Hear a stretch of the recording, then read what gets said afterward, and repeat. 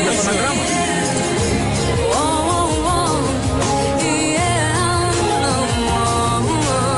Ей что, эффект бросили на голос? Разгони ты тоску во мне.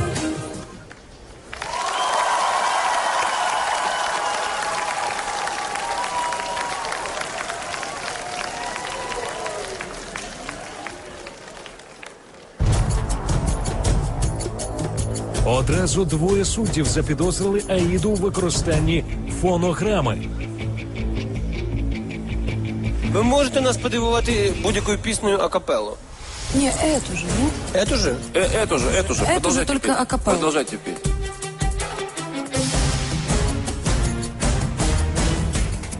Аїда готова заспівати, от тільки що зараз почують наші судді.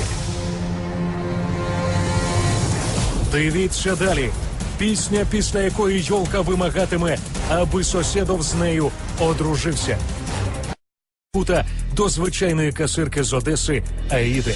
Під час її виступу у суддів з'явилися підозри, що дівчина співає під фонограму. Ночь плывет, и мы за ней.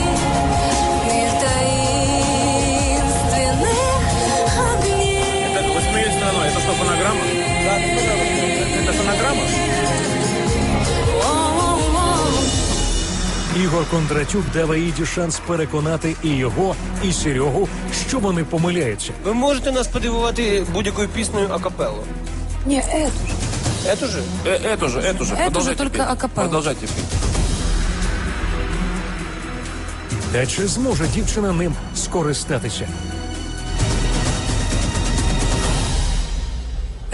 Разгони ты тоску во мне.